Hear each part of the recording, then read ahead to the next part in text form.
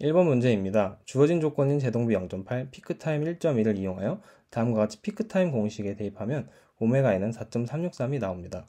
다음으로 제동비 0.8, 오메가 n 4.363을 만족하는 특성 방정식을 구하면 다음과 같은 빨간색 박스와 같은 식으로 나오는 것을 확인할 수 있습니다. 다음으로 상태 피드백 제어 특성 방정식을 이와 같은 과정을 통하여 구하면 s제곱 더하기 5 플러스 k2s 플러스 6 플러스 k1이라는 식이 나옵니다. 제타와 오메가 n으로 구한 특성 방정식과 상태 피드백 제어 특성 방정식을 비교하면 k1은 13, k2는 1.98이 나옵니다. 마지막으로 앞에서 구한 오메가 n, k1, k2 값을 다음과 같은 식에 대입하여 상태 피드백 전달 함수를 구하면 다음과 같이 나타낼 수 있고 그에 따른 c 값은 19, 0인 것을 확인할 수 있습니다. 그리고 원시노의 경우에도 앞의 과정에서의 k를 고려하지 않고 동일하게 구하면 원시로 전달 함수는 다음과 같이 구할 수 있고 이에 따라 c는 6, 0이 나오는 것을 확인할 수 있습니다. 주어진 문제에 대한 블록 다이어그램을 그리면 다음과 같고 여기서 D는 0입니다. 이 부분은 교재에서 확인할 수 있었습니다. 마지막으로 이 두 시스템을 비교하기 위한 매트랩 코드를 사용하여 검증하였을 때 두 가지 출력이 모두 1로 수렴하는 것을 확인할 수 있습니다. 하지만 상태 피드백 제어 같은 경우엔 피크타임 1.2, 오버슈트 1.5 정도가 되는 것을 확인할 수 있습니다. 따라서 설계 조건을 만족하는 것을 확인할 수 있었습니다. 이번 문제를 풀기 위한 첫 번째 스텝은 LSS 자리에 J오메가를 대입하는 것입니다. 그에 따른 결과는 이와 같이 표현됩니다. 다음으로 오메가가 0일 때와 무한대일 때의 크기와 각도를 구합니다. 오메가가 무한대일 때는 크기는 0, 각도는 90에 의해 마이너스 270도이고 오메가가 0일 때는 크기는 20분의 K이지만 20분의 K에서 각도를 구하기 위해 다음과 같이 20분의 K를 빼줘야 합니다. 이에 따라 식을 정리했을 때 마이너스 KS가 남아 각도가 마이너스 90도가 되게 됩니다. 실수축과 허수축의 교점을 다음으로 구합니다.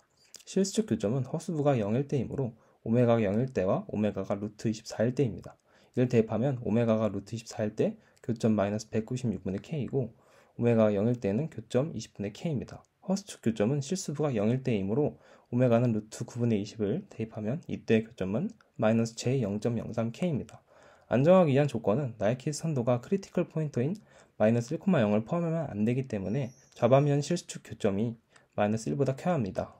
이에 따라 조건을 정리하면 k는 마이너스 20과 196 사이에 존재합니다. 수작업으로 나이키 선도를 그리기 위해 k는 10으로 가정하고 나이키 선도를 그려보았습니다. 다음으로 루프 전달 함수 ls의 k에 10을 대입하면 이렇게 되고 이때 오메가가 무한대일 때는 크기는 0, 각도는 마이너스 270도, 오메가가 0일 때는 크기는 2분의 1, 각도는 마이너스 90도입니다. 실수축 교점은 k에 10을 대입하여 마이너스 0.051, 0.5, 허수축 교점은 마이너스 0.3, j가 나옵니다. 이를 검증하기에 매트랩을 통해 나이키스 선도를 그려보면 오른쪽 아래와 같이 결과를 얻을 수 있습니다. K값이 각각 1, 2, 5, 11대의 나이키스 선도이고 보라색 나이키스트 선도가 K는 11대 나이키스 선도로 실제 수작업으로 그린 나이키스 선도와 일치하는 것을 확인할 수 있습니다. PID 제어기가 포함된 전달 함수를 이렇게 설정한 후 KP용 값을 1로 설정합니다. 이 제어기가 포함된 전달 함수를 구하면 다음과 같이 나타낼 수 있습니다. 다음으로 경사오차 상수가 100임을 이용하여 최종값의 정리를 사용하면 KI2는 100이 나오게 됩니다. 이제 PI 제어의 상황에서만 해석하기 위해 KD1을 0으로 두고 해석하면 전달함수는 다음과 같이 나오며 MS에 따른 특성 방정식은 빨간색 글씨와 같이 나오게 됩니다.